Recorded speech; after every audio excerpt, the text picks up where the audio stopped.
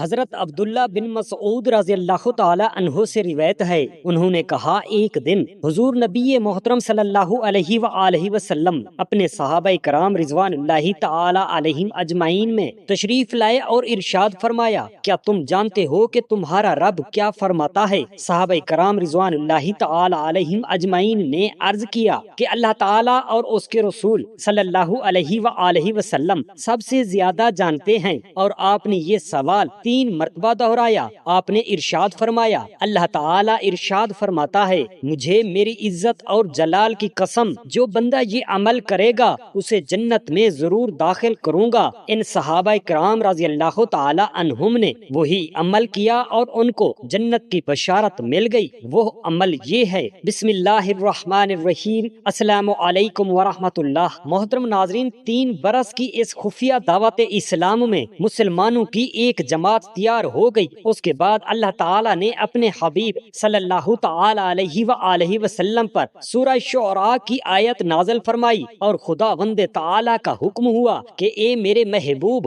آپ اپنے قریبی خاندان والوں کو خدا سے ڈرائیے۔ تو حضور نبی اکرم صلی اللہ علیہ وآلہ وسلم نے ایک دن کوہ صفا کی چوٹی پر چڑھ کر یا معشر قریش کہہ کر قبیلہ قریش کو پکارا۔ جب سب قریش جمع ہو گئے تو آپ صلی اللہ تعالی علیہ وآلہ وسلم نے فرمایا کہ اے میری قوم، اگر میں تم لوگوں سے یہ کہہ دوں کہ اس پہاڑ کے پیچھے ایک لشکر چھپا ہوا ہے جو تم پر حملہ کرنے والا ہے، تو کیا تم لوگ میری بات کا یقین کرو گے؟ تو سب لوگوں نے ایک زبان ہو کر کہا کہ ہاں ہاں، ہم یقیناً آپ صلی اللہ تعالی علیہ وآلہ وسلم کی بات کا یقین کر لیں گے، کیونکہ ہم نے آپ صلی اللہ تعالی علیہ وآلہ وسلم کو ہمیشہ سچا اور امین ہی پایا ہے۔ آپ صلی اللہ تعالی علیہ وآلہ وسلم نے فرمایا کہ اچھا، تو پھر میں یہ کہتا ہوں کہ میں تم لوگوں کو عذاب الہی سے ڈرا رہا ہوں، اور اگر تم لوگ ایمان نہ لاؤ گے تو تم پر عذاب الہی اتر پڑے گا۔ یہ سن کر تمام قریش، جن میں آپ صلی اللہ تعالی علیہ وآلہ وسلم کا چچا ابو لہب بھی تھا، سخت ناراض ہو کر سب کے سب چلے گئے اور حضور اقدس صلی اللہ علیہ وآلہ وسلم کی شان میں پھول بکنے لگے۔ اب وہ وقت آ گیا کہ اعلان نبوت کے 4تھے سال سورہ حجر کی آیت نازل فرمائی، اور حضرت حق جل شانہ نے یہ حکم فرمایا کہ اے محبوب، آپ کو جو حکم دیا گیا ہے اس کو علل اعلان بیان فرمائیے۔ چنانچہ اس کے بعد آپ صلی اللہ تعالی علیہ وآلہ وسلم اعلانیہ طور پر دین اسلام کی تبلیغ فرمانے لگے اور شرک و بت پرستی کی کھلم کھلا برائی بیان فرمانے لگے، اور تمام قریش بلکہ تمام اہل مکہ بلکہ پورا عرب آپ صلی اللہ علیہ وآلہ وسلم کی مخالفت پر کمر بستہ ہو گیا، اور حضور نبی اکرم نور مجسم صلی اللہ علیہ وآلہ وسلم اور مسلمانوں کی اعزار رسانیوں کا ایک طوفانی سلسلہ شروع ہو گیا۔ کفار مکہ خاندان بنو ہاشم کے انتقام اور لڑائی بھڑک اٹھنے کے خوف سے حضور صلی اللہ علیہ وآلہ وسلم کو قتل تو نہیں کر سکے، لیکن طرح طرح کی تکلیفوں اور اعزار رسانیوں سے آپ صلی اللہ تعالی علیہ وآلہ وسلم پر ظلم و ستم کا پہاڑ توڑنے لگے۔ چنانچہ سب سے پہلے حضور نبی اکرم نور مجسم وجہ تخلیق کائنات حضرت محمد صلی اللہ علیہ وآلہ وسلم کے کاہن، ساحر، شاعر،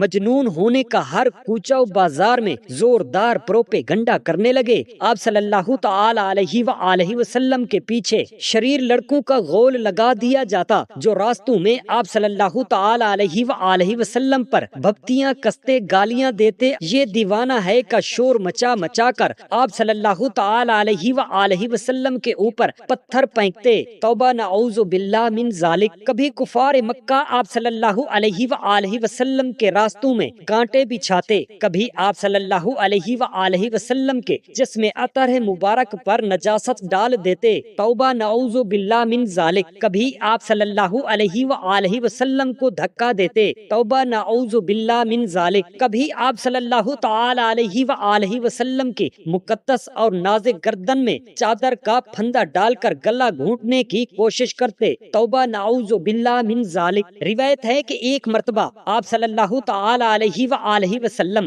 حرم کعبہ میں نماز پڑھ رہے تھے کہ ایک دم سنگ دل کافر عقبہ بن ابی معیط نے آپ صلی اللہ علیہ وآلہ وسلم کے گلے میں چادر کا پھندا ڈال کر اس زور سے کھینچا کہ آپ صلی اللہ تعالی علیہ وآلہ وسلم کا دم گھٹنے لگا۔ توبہ نعوذ باللہ من ذالک، اللہ اکبر۔ چنانچہ یہ منظر دیکھ کر حضرت ابو بکر صدیق رضی اللہ تعالی عنہ بے قرار ہو کر دوڑ پڑے اور عقبہ بن ابی معیط کو دھکا دے کر دفع کیا اور یہ کہا کہ کیا تم لوگ ایسے آدمی کو قتل کرتے ہو جو یہ کہتا ہے کہ میرا رب اللہ ہے؟ اس دھکم دھکا میں حضرت ابو بکر صدیق رضی اللہ تعالی عنہ نے کفار کو مارا بھی اور کفار کی مار کھائی بھی۔ کفار آپ صلی اللہ علیہ وآلہ وسلم کے معجزات اور روحانی تاثیرات و تصرفات کو دیکھ کر آپ صلی اللہ تعالی علیہ وآلہ وسلم کو سب سے بڑا جادوگر کہتے۔ اللہ اکبر۔ جب حضور نبی اکرم صلی اللہ علیہ وآلہ وسلم قرآن شریف کی تلاوت فرماتے تو یہ کفار قرآن اور قرآن مجید کو لانے والے حضرت جبرائیل امین علیہ السلام اور قرآن مجید کو نازل فرمانے والے اللہ سبحانہ و تعالی کو آپ صلی اللہ علیہ وآلہ وسلم کو گالیاں دیتے۔ اللہ اکبر۔ توبہ نعوذ باللہ من ذالک۔ اور گلی کوچوں میں پہرا بٹھا دیتے کہ قرآن پاک کی آواز کسی کے کان میں نہ پڑنے پائے، اور تالیاں پیٹ پیٹ کر اور سیٹیاں بجا بجا کر اس قدر شور و غل مچاتے کہ قرآن مجید کی آواز کسی کو سنائی نہ دیتی تھی۔ اللہ اکبر۔ توبہ نعوذ باللہ من ذالک۔ حضور نبی اکرم صلی اللہ تعالی علیہ وآلہ وسلم جب کہیں کسی عام مجمع میں یا کفار کے میلوں میں قرآن پاک پڑھ کر سناتے یا دعوت ایمان کا وعظ فرماتے تو آپ صلی اللہ تعالی علیہ وآلہ وسلم کا چچا ابو لہب آپ صلی اللہ تعالی علیہ وآلہ وسلم پیچھے چلا چلا کر کہتا جاتا تھا کہ اے لوگو، یہ میرا بھتیجا جھوٹا ہے، یہ دیوانہ ہو گیا ہے۔ اللہ اکبر۔ توبہ نعوذ باللہ من ذالک۔ تم لوگ اس کی کوئی بات نہ سنو، معاذ اللہ۔ ایک مرتبہ حضور نبی اکرم صلی اللہ علیہ وآلہ وسلم ذوالمجاز کے بازار میں دعوت اسلام کا وعظ فرمانے کے لیے تشریف لے گئے اور لوگوں کو کلمہ حق کی دعوت دی تو ابو جہل آپ صلی اللہ تعالی علیہ وآلہ وسلم پر دھول اڑاتا جاتا تھا اور کہتا تھا کہ اے لوگو، اس کے فریب میں مت آنا، یہ چاہتا ہے کہ تم لوگ لات و عزا کی عبادت چھوڑ دو۔ اسی طرح ایک مرتبہ جبکہ حضور نبی اکرم صلی اللہ علیہ وآلہ وسلم حرم کعبہ میں نماز پڑھ رہے تھے، عین حالت نماز میں ابو جہل نے کہا کہ کوئی ہے جو آل فلاں کے ذبح کیے ہوئے اونٹ کی اوجھڑی لا کر سجدہ کی حالت میں آپ کے کندھوں پر رکھ دے۔ یہ سن کر عقبہ بن ابی معیط کافر اٹھا اور اس اوجھڑی کو لا کر حضور نبی اکرم نور مجسم وجہ تخلیق کائنات حضرت محمد مصطفیٰ صلی اللہ تعالی علیہ وآلہ وسلم کے دوش مبارک پر رکھ دیا۔ اللہ اکبر۔ توبہ نعوذ باللہ من ذالک۔ حضور نبی اکرم صلی اللہ علیہ وآلہ وسلم سجدہ میں تھے، دیر تک اوجھڑی کندھے اور گردن پر پڑی رہی اور کفار ٹھٹھا مار مار کر ہنستے رہے اور مارے ہنسی کے ایک دوسرے پر گر گر پڑتے تھے۔ آخر حضرت بی بی فاطمہ الزہرا رضی اللہ تعالی عنہا جو ان دنوں ابھی کمسن لڑکی تھی، آئیں اور ان کافروں کو برا بھلا کہتے ہوئے اس اوجھڑی کو آپ صلی اللہ تعالی علیہ وآلہ وسلم کے دوش مبارک سے ہٹا دیا۔ حضور نبی اکرم صلی اللہ علیہ وآلہ وسلم کے قلب مبارک پر قریش کی اس شرارت سے انتہائی صدمہ گزرا اور نماز سے فارغ ہو کر 3 مرتبہ یہ دعا مانگی کہ اللہم علیک بقریش، یعنی اے اللہ تو قریش کو اپنی گرفت میں پکڑ لے۔ پھر ابو جہل، عتبہ بن ربی، شیبہ بن ربی، ولید بن عتبہ، امیہ بن خلف، امارہ بن ولید کا نام لے کر دعا مانگی کہ یا الہی تو ان لوگوں کو اپنی گرفت میں لے لے۔ حضرت عبداللہ بن مسعود رضی اللہ تعالی عنہ فرماتے ہیں کہ خدا کی قسم میں نے ان سب کافروں کو جنگ بدر کے دن دیکھا کہ ان کی لاشیں زمین پر پڑی ہوئی ہیں، پھر ان سب کفار کی لاشوں کو نہایت ذلت کے ساتھ گھسیٹ گھسیٹ کر بدر کے ایک گڑھے میں ڈال دیا گیا، اور حضور نبی اکرم صلی اللہ تعالی علیہ وآلہ وسلم نے فرمایا کہ ان گڑھے والوں پر خدا کی لعنت ہو، ہمیشہ لعنت۔ حضور نبی رحمت صلی اللہ علیہ وآلہ وسلم کے ساتھ ساتھ غریب مسلمانوں پر بھی کفار مکہ نے ایسے ایسے ظلم و ستم کے پہاڑ توڑ دیے کہ مکہ کی زمین گل بلا اٹھی۔ یہ آسمان تھا کہ کفار مکہ ان مسلمانوں کو دم زدن میں قتل کر ڈالتے، مگر اس سے ان کافروں کے جوش انتقام کا نشہ نہیں اتر سکتا تھا، کیونکہ کفار اس بات میں اپنی شان سمجھتے تھے کہ ان مسلمانوں کو اتنا ستاؤ کہ وہ اسلام کو چھوڑ کر پھر شرک و بت پرستی کرنے لگے، اس لیے قتل کر دینے کی بجائے کفار مکہ مسلمانوں کو طرح طرح کی سزاؤں اور ایذا رسانیوں کے ساتھ ستاتے رہتے تھے، مگر خدا کی قسم شراب توحیدی کے ان مستانوں نے اپنے استقلال و استقامت کا وہ منظر پیش کر دیا کہ پہاڑوں کی چوٹیاں سر اٹھا اٹھا کر حیرت کے ساتھ ان بلا کشان اسلام کے جذبہ استقامت کا نظارہ کرتی رہیں۔ سنگ دل بے رحم اور درندہ صف کافروں نے ان غریب و بے کس مسلمانوں پر جبر و اکراہ اور ظلم و ستم کا کوئی دقیقہ باقی نہیں چھوڑا، مگر ایک مسلمان کے پائے استقامت میں بھی ذرا برابر تزلزل نہیں پیدا ہوا، اور ایک مسلمان کا بچہ بھی اسلام سے منہ پھیر کر کافر و مرتد نہیں ہوا۔ کفار مکہ نے ان غربا مسلمانوں پر جور و جفا کاری کے بے پناہ اندھوناک مظالم ڈھائے اور ایسے ایسے روح فرسا اور جان سوز عذابوں میں مبتلا کیا کہ اگر ان مسلمانوں کی جگہ پہاڑ بھی ہوتا تو شاید ڈگمگانے لگتا صحرائے عرب کی تیز دھوپ میں، جبکہ وہاں کی ریت کے ذرات تنور کی طرح گرم ہو جاتے۔ ان مسلمانوں کی پشت کو کوڑوں کی مار سے زخمی کر کے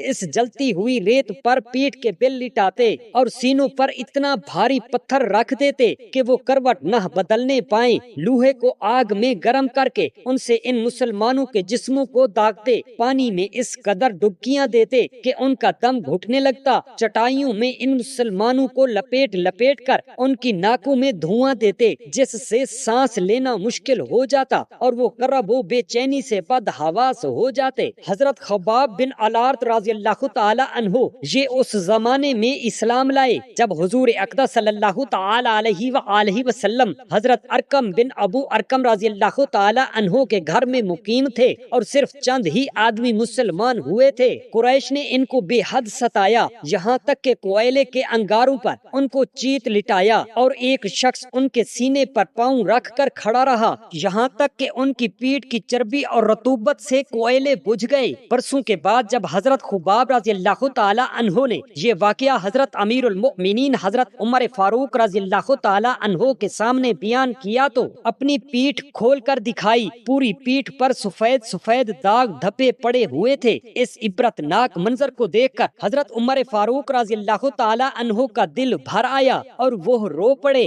حضرت بلال رضی اللہ تعالی عنہ کو جو امیہ بن خلف کافر کے غلام تھے، ان کی گردن میں رسی باندھ کر کوچوں بازاروں میں ان کو گھسیٹا جاتا تھا، ان کی پیٹھ پر لاٹھیاں برسائی جاتی تھیں اور ٹھیک دوپہر کے وقت تیز دھوپ میں گرم گرم ریت پر ان کو لٹا کر اتنا بھاری پتھر ان کی چھاتی پر رکھ دیا جاتا تھا کہ ان کی زبان باہر نکل آتی تھی۔ امیہ کافر کہتا تھا کہ اسلام سے باز آ جاؤ ورنہ اسی طرح گھٹ گھٹ کر مر جاؤ گے، مگر اس حال میں بھی حضرت بلال رضی اللہ تعالی عنہ کی پیشانی پر بل نہیں آتا تھا، بلکہ زور زور سے آہد آہد کا نعرہ لگاتے تھے اور بلند آواز سے کہتے تھے کہ خدا ایک ہے، خدا ایک ہے۔ حضرت عبداللہ بن مسعود رضی اللہ تعالی عنہ سے روایت ہے، انہوں نے کہا ایک دن حضور نبی محترم صلی اللہ علیہ وآلہ وسلم اپنے صحابہ کرام میں تشریف لائے اور ارشاد فرمایا، کیا تم جانتے ہو کہ تمہارا رب کیا فرماتا ہے؟ صحابہ کرام رضوان اللہ تعالی علیہم اجمعین نے عرض کیا کہ اللہ تعالی اور اس کے رسول صلی اللہ علیہ وآلہ وسلم سب سے زیادہ جانتے ہیں، اور آپ صلی اللہ علیہ وآلہ وسلم نے یہ سوال 3 مرتبہ دہرایا۔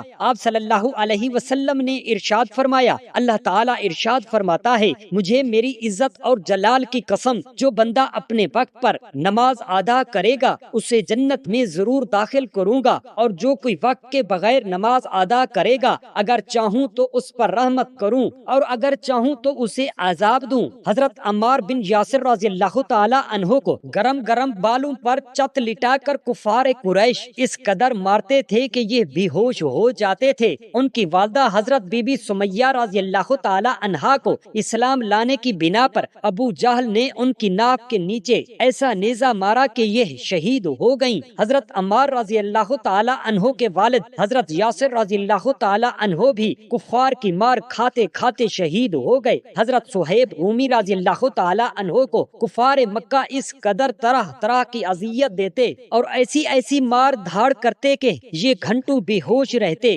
جب یہ ہجرت کرنے لگے تو کفار مکہ نے کہا کہ تم اپنا سارا مال و سامان یہاں چھوڑ کر مدینہ جا سکتے ہو، آپ خوشی خوشی دنیا کی دولت پر لات مار کر اپنی متاع ایمان کو ساتھ لے کر مدینہ چلے گئے۔ حضرت ابو فقیہ رضی اللہ تعالی عنہ صفوان بن امیہ کافر کے غلام تھے اور حضرت بلال رضی اللہ تعالی عنہ کے ساتھ ہی مسلمان ہوئے تھے۔ جب صفوان کو ان کے اسلام کا پتہ چلا تو اس نے ان کے گلے میں رسی کا پھندا ڈال کر ان کو گھسیٹا اور گرم جلتی ہوئی زمین پر ان کو چت لٹا کر سینے پر وزنی پتھر رکھ دیا۔ جب ان کو کفار گھسیٹ کر لے جا رہے تھے، راستہ میں اتفاق سے ایک گبریلا نظر پڑا۔ امیہ کافر نے تانا مارتے ہوئے کہا کہ دیکھ تیرا خدا یہی تو نہیں ہے، توبہ نعوذ باللہ من ذالک۔ حضرت ابو فقیہ نے فرمایا کہ ایک کافر کے بچے خاموش، میرا اور تیرا خدا اللہ ہے۔ یہ سن کر امیہ کافر غضبناک ہو گیا اور اس زور سے ان کا گلا گھونٹا کہ وہ بے ہوش ہو گئے اور لوگوں نے سمجھا کہ ان کا دم نکل گیا۔ اللہ اکبر۔ اللہ تعالیٰ سے دست ادب دعا کرتے ہیں، اللہ پاک ہم تمام مسلمان بہن بھائیوں کو اور ہمارے بچوں کو پنجگانہ نماز پڑھنے کی توفیق عطا فرمائے، آمین یا رب العالمین۔ جزاک اللہ خیرا کثیرا۔